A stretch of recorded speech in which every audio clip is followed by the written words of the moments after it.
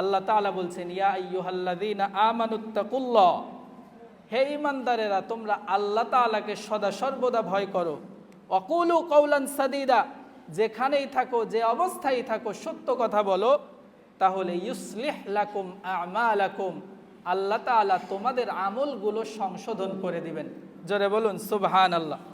দ্বিতীয়ত, আমরা যারা হেলায় খেলায় রোজা ভঙ্গ করি, রোজা তরক করি, তাদের উদ্দেশ্যে যে হাদিসটা বললাম, আল্লাহর নবী বলেছেন পা উপরের দিকে দিয়ে মাথা নিচের দিকে দিয়ে ঝোলানো থাকবে আর চওয়ালগুলো দিয়ে রক্ত ঝরঝর করে পড়তে থাকবে। এই শাস্তির ভয়াবহতা শুনেও যদি আমরা রোজা ছেড়ে দিই, তাহলে আমাদের মতো হতভাগা পৃথিবীতে আর কেউ নাই। আল্লাহু মিনাল মুত্তাকিন, ও দুনিয়ার মানুষ, তোমরা যে যত আমলই করো না কেন, ওই আমলের সাথে যদি আল্লাহর ভয় না থাকে, তাহলে সেই আমল আমার দরবারে গ্রান্টেড না, কবুল হয় না। আপনি অনেক দান সদাকা করতে পারেন, কিন্তু সেখানে যদি আল্লাহর ভয় না থাকে, আল্লাহর সন্তুষ্টি না থাকে, ওই দান আল্লাহর দরবারে কবুল হয় না। আপনি অনেক ইবাদত করেন, কিন্তু সেই ইবাদতের মধ্যে যদি তাকওয়া না থাকে, আল্লাহর সন্তুষ্টির উদ্দেশ্য না থাকে, তাহলে ওই ইবাদতই থেকে যায়, অন্য কোনো উপকার লাভ হয় না। শুধু তাই নয়, রমাদানুল মুবারকেও যারা রোজা পালন করছেন কিন্তু আল্লাহর সন্তুষ্টির উদ্দেশ্য না, আল্লাহর ভয় অন্তরে জাগ্রত করা উদ্দেশ্য না, তাদের এই রোজাও আল্লাহর দরবারে কবুল হয় না। আল্লাহর নবী, বিশ্ব নবী বলছেন, লাইসা সিয়ামু মিনাত তাআমি ওয়াশ শারাবি ফাকাত, শুধুমাত্র পানাহার বর্জন করার নাম রোজা না। ইন্নামাস সিয়াম মিনাল কিযবি ওয়াল গীবা, গীবত এবং মিথ্যা থেকে নিজেকে বাঁচিয়ে রাখার নাম হলো আসল রোজা।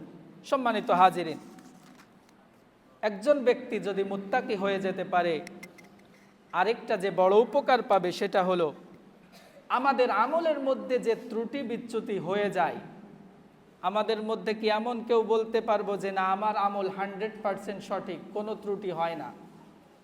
আমরা মনে হয় হাত উঁচু করে বলতে পারবো না, কারণ আমরা যখন নামাজে দাঁড়াই, নামাজের মধ্যে শতবার আমার মনটা নামাজের বাইরে চলে যায়।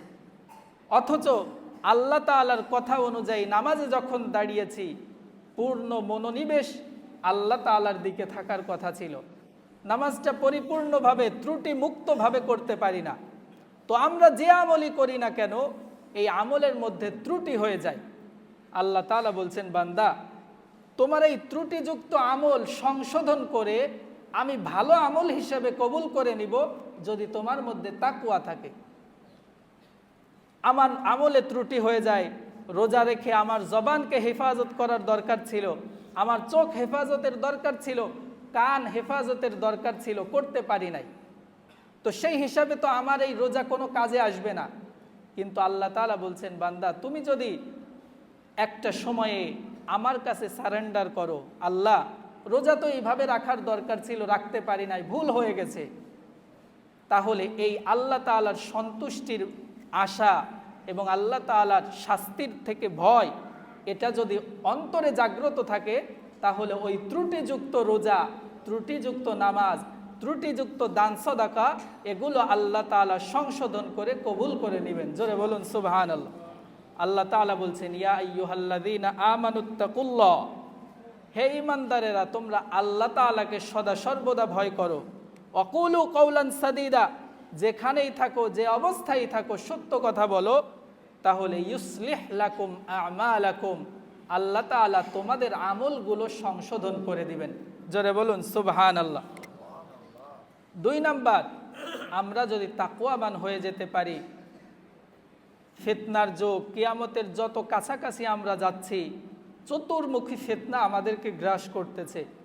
কোনটা সঠিক, কোনটা বেঠিক, কোনটা করা উচিত, কোনটা উচিত না, এত কাছাকাছি সত্য আর মিথ্যার মিশ্রণ হয়ে যাচ্ছে যে আমরা ফরক করতে পারি না, পার্থক্য করতে পারি না। আল্লাহ তাআলা বলছেন, তুমি যদি সদা সর্বদা আমাকে সন্তুষ্ট করার নিয়ত তোমার অন্তরে থাকে, তাহলে আমি তোমাকে সত্য এবং মিথ্যার মধ্যে পার্থক্য সৃষ্টি করার যোগ্যতা দান করব। জোরে বলুন সুবহানাল্লাহ। আল্লাহ তাআলা বলছেন, ইয়া আইয়ুহাল্লাযীনা আমানু ইন তাত্তাকুল্লাহ, হে ইমানদারেরা তোমরা যদি আমি রব্বুল আলামিনকে ভয় করতে পারো, ইয়াজআল লাকুম ফুরকানা, আমি তোমাদেরকে এমন এক যোগ্যতা দান করব যেই যোগ্যতার বলে তোমরা সত্য এবং মিথ্যার মধ্যে পার্থক্য সৃষ্টি করতে পারবা।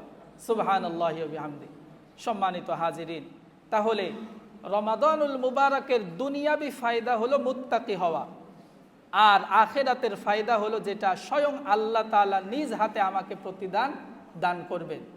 দ্বিতীয়ত, আমরা যারা হেলায় খেলায় রোজা ভঙ্গ করি, রোজা তরক করি, তাদের উদ্দেশ্যে যে হাদিসটা বললাম, আল্লাহর নবী বলেছেন পা উপরের দিকে দিয়ে মাথা নিচের দিকে দিয়ে ঝোলানো থাকবে আর চওয়ালগুলো দিয়ে রক্ত ঝরঝর করে পড়তে থাকবে। এই শাস্তির ভয়াবহতা শুনেও যদি আমরা রোজা ছেড়ে দিই, তাহলে আমাদের মতো হতভাগা পৃথিবীতে আর কেউ নাই। সম্মানিত হাজিরিন, এজন্য আমরা আল্লাহ তাআলার কাছে সর্বদা দোয়া করব, আল্লাহ তাআলা আমাদের এই ত্রুটিযুক্ত রোজাগুলো যেন কবুল আর মঞ্জুর করে নেন। আমরা যারা রোজা পালন করি, আমাদের অধীনস্থ যারা রোজা পালন করে অথবা করাচ্ছি না, আমরা যেন সবাই মিলে যাদের উপর রোজা ফরজ খুব গুরুত্ব দিয়ে রোজার হকগুলো আদায় করে রোজা রাখতে পারি, সেই তৌফিক আল্লাহ তাআলা যেন আমাদের সকলকে দান করেন। সকলে বলে আমিন।